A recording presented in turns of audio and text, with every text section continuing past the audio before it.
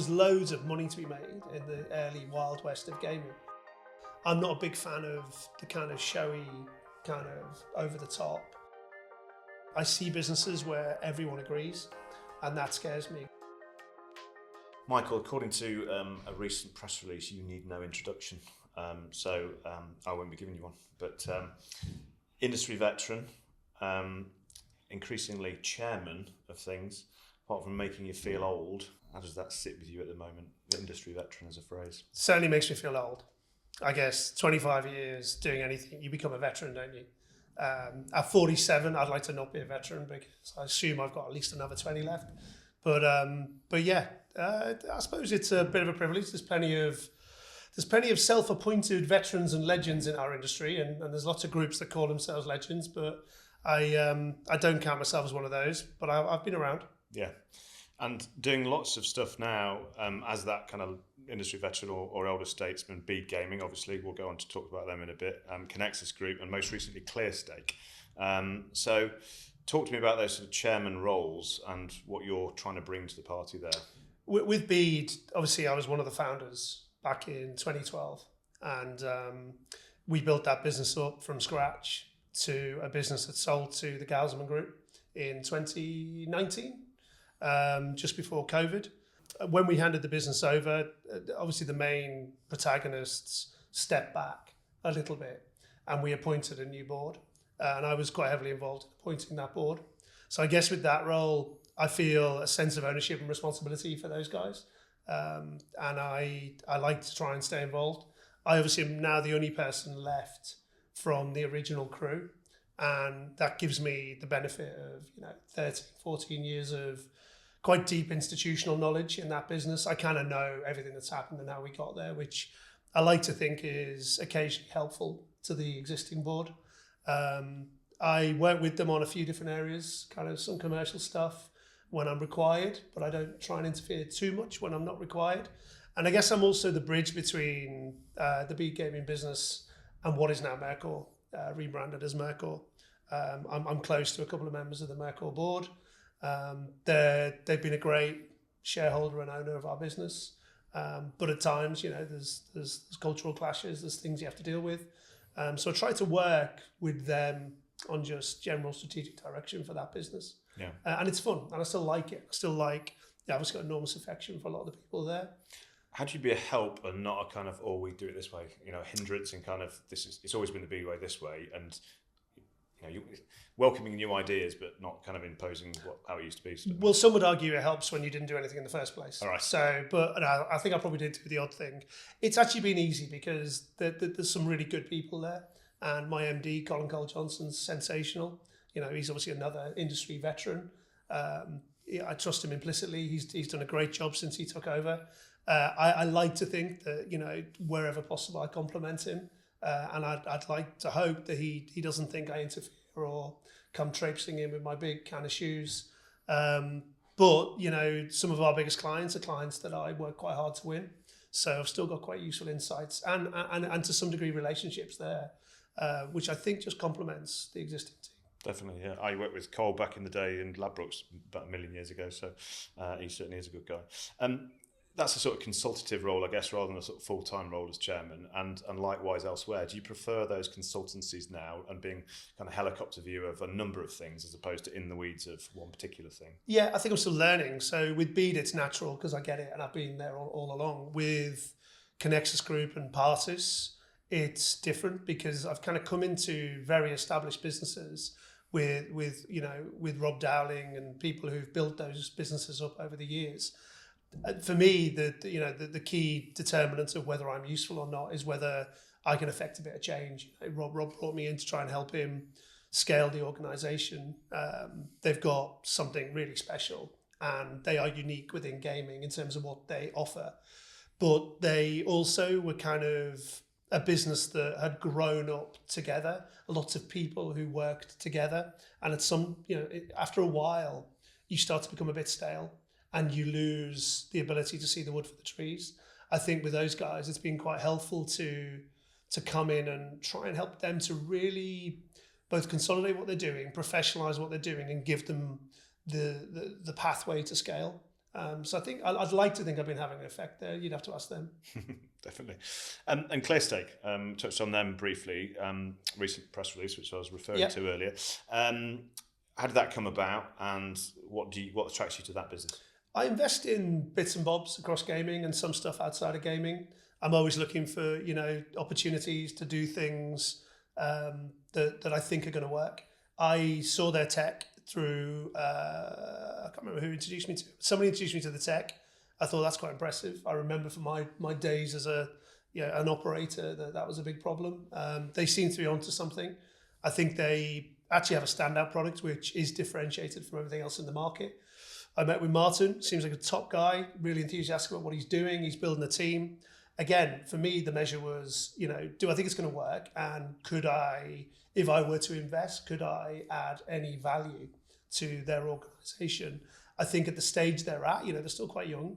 I probably can. I've been through the ups and downs of building a technology business and the challenges of establishing a durable commercial strategy. And that's what they are trying to do. So where I can lend a hand, I will. Again, I won't kind of trespass on their own ambitions. I'll just try and help where I can. Now, your friend of mine, Ali McFarlane, previous guest on this podcast, asked me to ask, how do you juggle all of that from a work point of view, but also family life and doing other stuff outside of work? There's a fair bit of juggling. I suppose the interesting thing is, I don't for one moment claim to be the busiest man in the world, right? I have a really kind of enjoyable balance between doing all the fun things that come with gaming and being lucky enough to be on a lot of invitation lists to fun events. And I'm a glutton for it. Even now, as a veteran who, should probably be past it, I still love it. And I go and do these things. So I don't try and make out that I'm working 8 hours a day at a desk. I'm not. I enjoy these kind of dip in, dip out roles because I think that I can add some insights and useful context for businesses that are going through some of the same growing pains that I went through with Bede. The balance is, I think, fine. I think it's easy. I think it's harder to balance your life if you're working 10, 12-hour days and you've got to cook your tea at 8 o'clock in the evening. I think that's hard. Whereas I don't think what I do is particularly hard. I've recently got involved in some other things which are non-gaming, in a way. They're more challenging and they've taken me more out of my comfort zone, right? Which was a deliberate move because I think, I'm not saying gaming's easy, it's not, it's hard, but I've just been around the houses now and, sat on every panel there is to sit on and kind of, you don't want to sound like a broken record, right? So I kind of felt like it was useful to go and slightly challenge myself outside of that in sectors that I'm not that familiar with and with concepts that I'm not that familiar with because it keeps the brain working, right? Yeah, so as well as freshening up other companies with your ideas because you've not been in that company, freshening up yourself is something that's important to you. I think so. I think that sense of reinvention, and I don't know, I'm not like, there's a lot an age thing, do you think? Or? Maybe. There's a lot of people in gaming who love and are obsessed with gaming, and I don't think I'm one of them. Yeah. I saw it as an interesting sector, and I've loved being in it. It's been great fun. It's the people, isn't it? But I'm not like, and I've met loads of great people and some absolute nightmare people. But I kind of look at it as, is it really what I'm all about? Yeah. And a big part of me kind of growing up was about representation, making a difference, doing things that, leveraging any minor skills that I might have, whether they're around communication, whether they're around getting messages across, whether they're around selling ideas to people, leveraging those for good. And I think recently I've kind of focused a lot of my attention on not necessarily just pursuing more returns on investment, but instead pursuing things I'm genuinely quite passionate about. Mm-hmm. We'll go on to talk about some of that early stuff in a second. But one of the words that appears more than once on your LinkedIn profile is founder. Are you someone who prefers to be their own boss, and would you describe yourself as an entrepreneur? It's an interesting one. So founder, my co-founders, and I think like any co-founders, everyone has a perception of what they brought to the party. And I don't think founder is an absolutist term in the sense that, Elon Musk sort of describes himself as a founder of all kinds of things, he didn't found any of them. So it's kind of, I don't know whether that would be definitional for me. Entrepreneur, I suppose, again, I've been part of building businesses. I don't think I'm an instinctive entrepreneur because I don't think I'm risk orientated enough. I think I'm more of a guy you can bring in as a front man to go and be the evangelist for your business and get it out there. Just slightly different to the guy who's prepared to put in the real grunt work and make things happen. I think I've met a lot of those people and I'm inspired by them. And I see my role as kind of clown for hire, which might be a bit unfair to me. But clown or client? Clown for hire, which is like, which I like. I mean, that suits me down to the ground. Yeah. You got one of those cars that the doors fall off and big. I actually have, yeah. I've got that car, yeah. The one with the doors fall off. Do you know that? Your research is good. That's incredible. Yeah. So yeah, I don't know. I don't know whether that would be how I would define myself, but you can't help being labelled that, I guess, if you've been part of starting businesses, right? Definitely. Now, the word founder doesn't always come with the adjective successful, unfortunately. No. Have there been things that you've been in on the shop floor or the ground floor with that you founded that have not turned out as you'd like them to? What were they and why were they less successful, do you think? I've definitely been involved in some things that haven't worked out. I think that's the nature of the beast. I guess everything in gaming, bar one thing, has pretty much worked out because I think it's been quite hard over the last 25 years to completely fail just because of the nature of our sector and the way it's grown. And, I think there's been a lot of good businesses. There's been some average businesses that have still managed to do okay because it's generally been a growth story, hasn't it? And new markets have come on and it's generally been a growth story. I had one thing which was pretty ill-conceived, which kind of came off the back of the Bede sale. We set up a business called IAS, which again, it was slightly predicated on things happening in the German market, which didn't happen. It became a market that wasn't particularly attractive.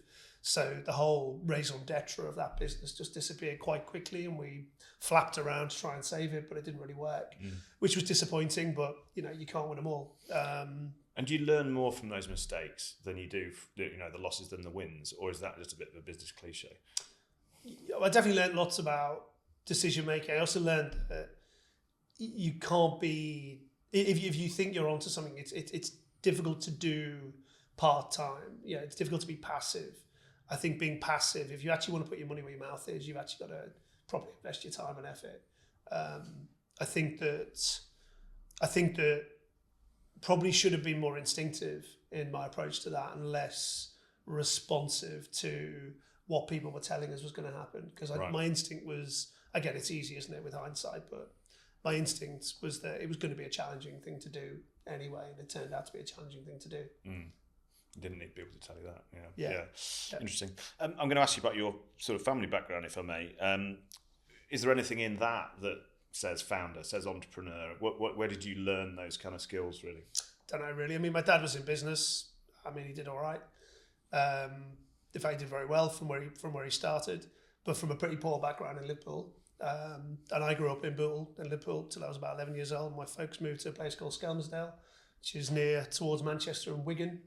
It wasn't a desperately aspirational place to be, and I was keen to get out, and I went to study law at university in Birmingham, and actually almost, and thank God I didn't, almost went down the route of training contract with a law firm. I was this close, right, but didn't do it. Why not? Because I couldn't see myself working hard enough to actually sustain it, and I didn't want to be on a ladder trying to become a partner of a law firm. And self-awareness is a big thing. And maybe I wasn't even clever enough, right? I mean, I might have been. I'd done all right in my law degree, so I might have been, but I probably wasn't. And I just didn't like the thought of it. In some respects now, when I hang out with quite a lot of lawyers in gaming who seem to do quite well, and they seem to be finding a balance. But yeah, I'm glad I didn't do that. So actually, off the back of that, joined it was this 2000, so when I came to London, .com boom time, and Simon Collins and Patrick Southern had set up Cashcade, and I can't remember what I was, employee number 5, 6, 7, something like that. Do you remember how that came about? I applied for a job. So I came down and I applied for a job at getminted.com. Right. It wasn't even Cashcade, it was getminted.com. And I thought, that sounds weird and odd and different, and it wasn't very well paid, but I got to know Simon and Patrick. They both, by pure coincidence, went to the same university as me, but probably 5-6 years before. Right. And that was a varied job. When you asked earlier about not, being your own boss, my only real boss ever has been Simon Collins, which you won't mind me saying is probably not the baptism you need to make you a sensible businessman. Yes.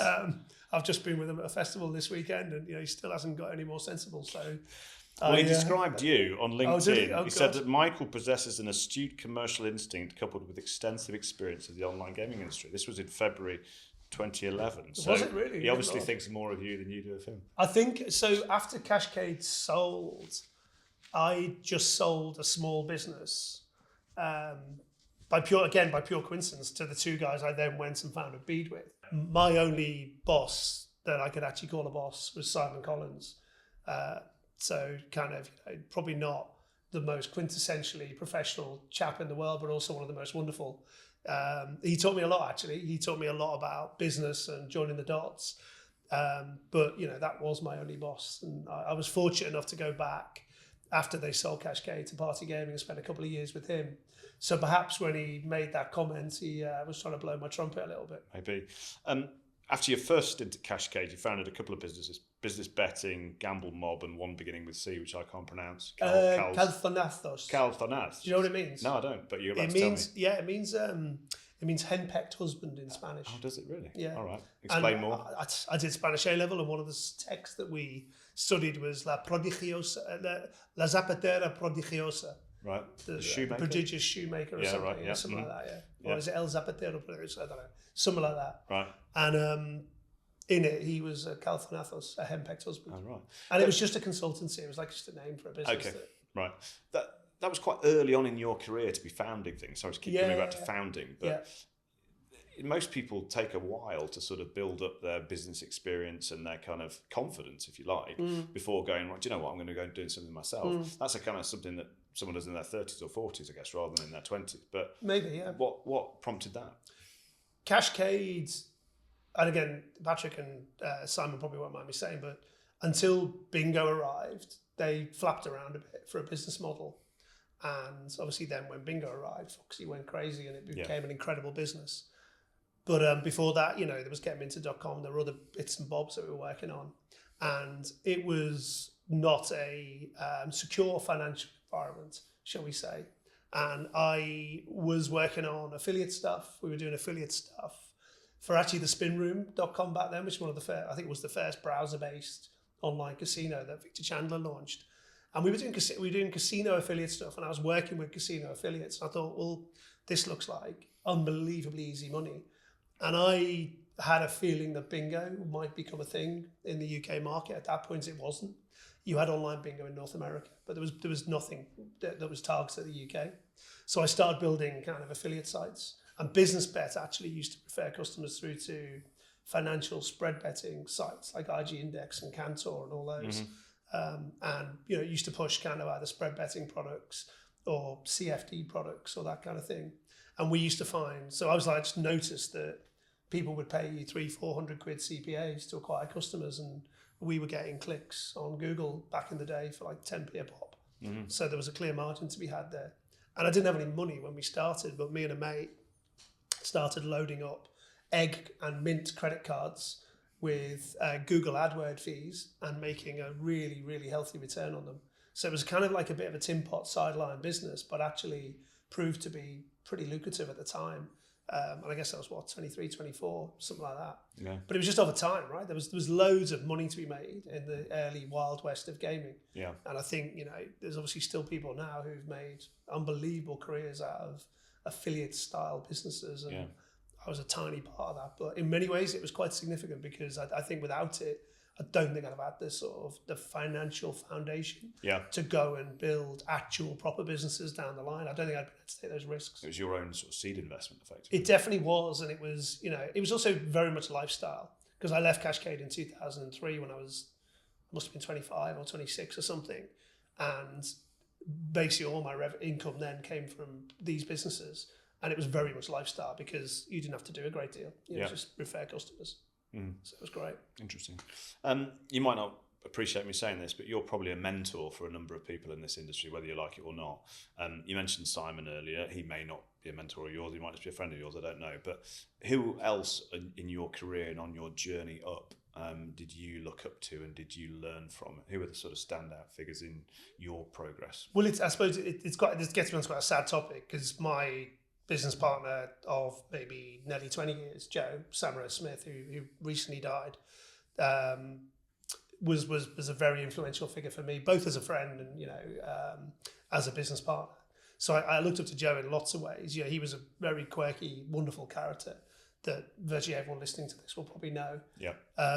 He had a very irreverent way about him, but he had a really interesting insight into business. So I think if there was anyone who was kind of a mentor, so to speak, it would be him.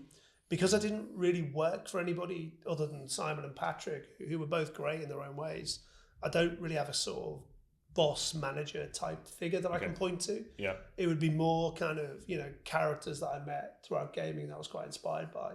But no real mentors as such, I don't think. I don't think so. No. Maybe I'm doing a disservice to somebody that should be. But what about outside the industry in terms of life, outside of, work? I mean, my dad definitely. I mean, he's very influential as a person for me. Yeah. And then that's probably it. Yeah, fair enough. I now sound like a sort of borderline psychopath. No, that's fine. Didn't need anybody and just entirely focused on his own. No more than usual, Michael. That's fine. That's okay.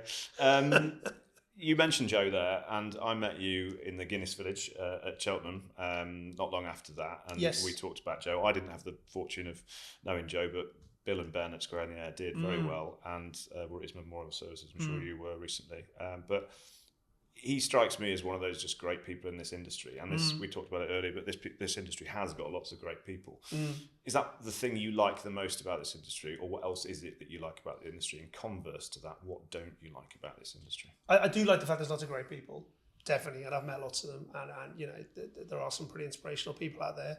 I think I like more the fact that there's always opportunity for disruption and change. Like it really doesn't sit still, does it? I mean, there's kind of there's stuff happening all the time, and I think part of my motivation for joining Connexus and Partus is that they're at the cutting edge of everything that's changing, because they provide services to companies that need to deal with change, whether that be personnel or whether that be advisory. They're constantly at the cutting edge of change. So I think the change is interesting because you've got to keep thinking.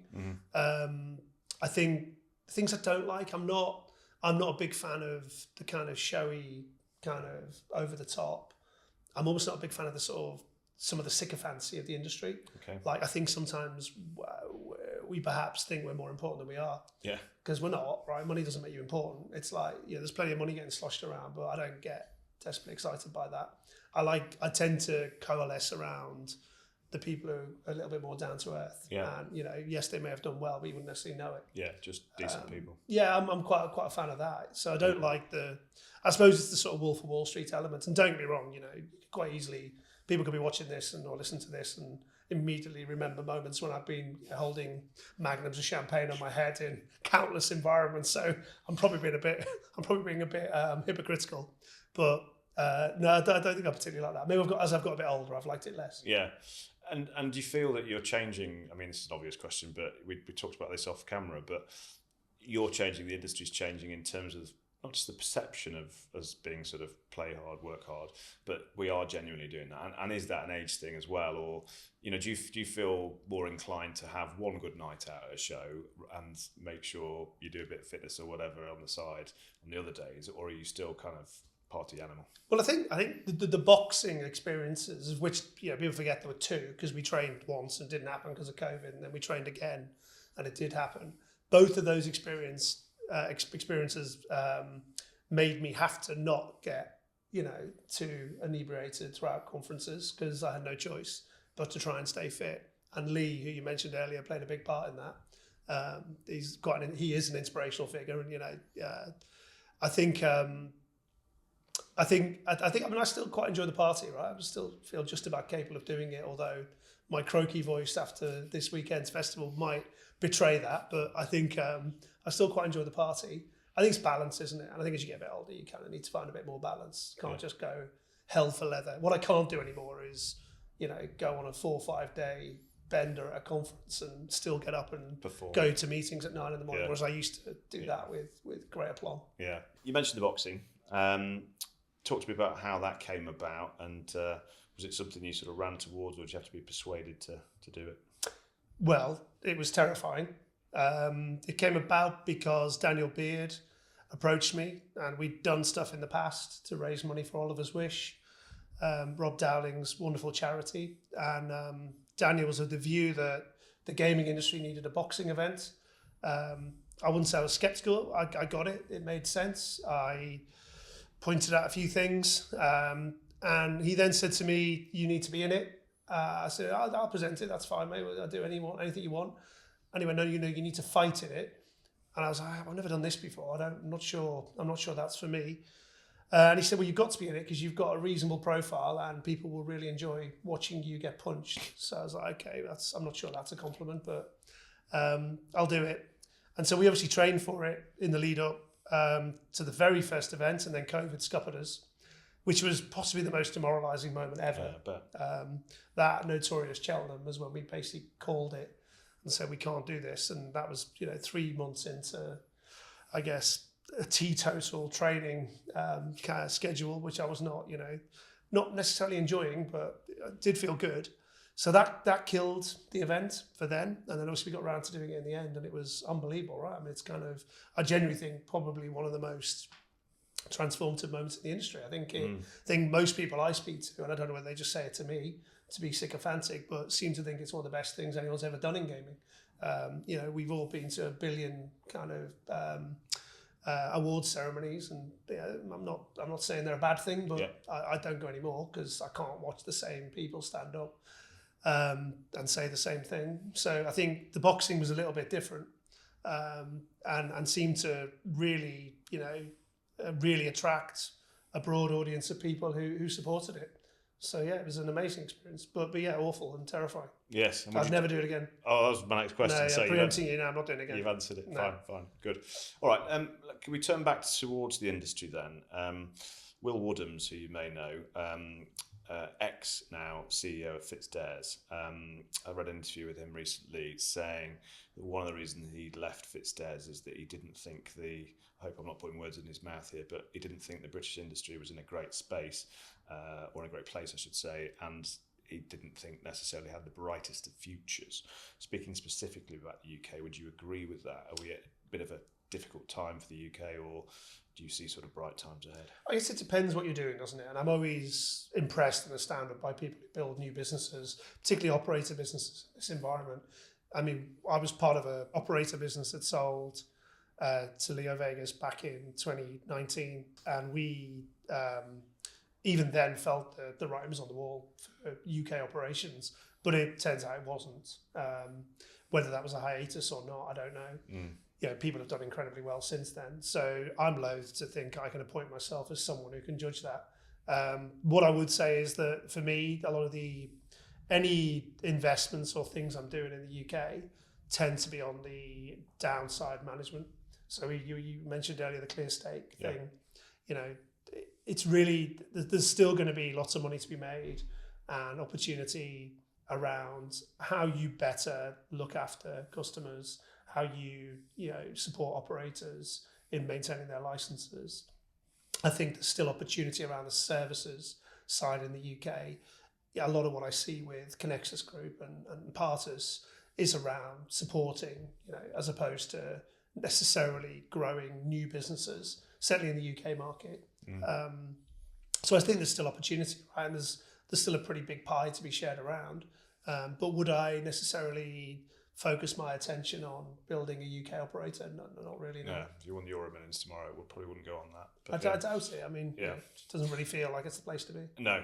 And wider market now, or wider industry outside of the UK, do you feel that we're at a bit of a crossroads with some companies going towards the grey crypto kind of direction, others regulated only? It seemed to be that a few years ago, or maybe even until recently, you could do both, same business do both, different ways of doing it obviously, but it feels quite divergent now to me.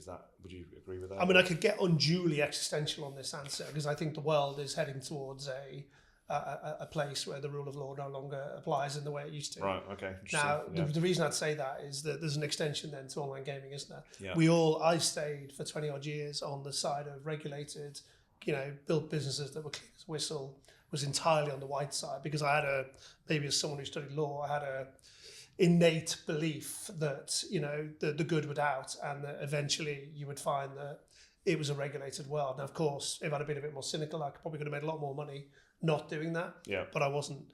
Unfortunately, enforcement seems to be pretty pitiful. There's huge amounts of money being made in the black market. I don't want to demonize anyone involved in that, because I don't think it's justified to demonize them. I think fair play to them, but I don't really envisage a world where authorities truly ever do clamp down. So maybe it's not the world I want, but it is the world that is out there. Stepping outside of betting and gaming for a moment, you recently launched a social enterprise called FC 100,000. Yeah. To encourage fan ownership of football clubs. How did that come about, and how is it going? So that came about because I was introduced to a bloke down the pub who had done something similar about 20 years ago, and he knew he'd been told that I had been in business and I was quite passionate about my football, and that I was also quite political. And he approached me and said, I want to do it again, and I want to do it in a new way. And I asked him why it hadn't worked out 20 years ago, and he kind of did a full post-mortem for me. And I was like, okay, well, most of the reasons it didn't work out are actually quite addressable, and the world has changed in 20 years. The idea was to try and get 100,000 fans to subscribe and support the acquisition of a stake in a football club. And it was born of the fact that I'm surrounded by mates and people who support football clubs around the country that have had some pretty bad financial straits. And some have disappeared, some have gone bust, some have rebuilt back in the lower leagues. And I take the view that football, whether you like football or not, is quite integral to most communities in the UK. It is the national sport.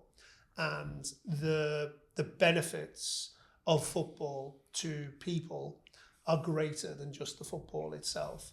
And that you can't then let these community assets just disappear because perhaps rapacious capitalism comes in and, starts to consolidate their assets or merge their clubs or sell their training grounds or whatever it might be.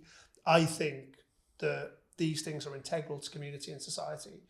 And I wondered whether or not, taking a bit of a steer from the way horse racing sort of finances itself through fractional ownership, whether there was space to do this in football. And I think there is.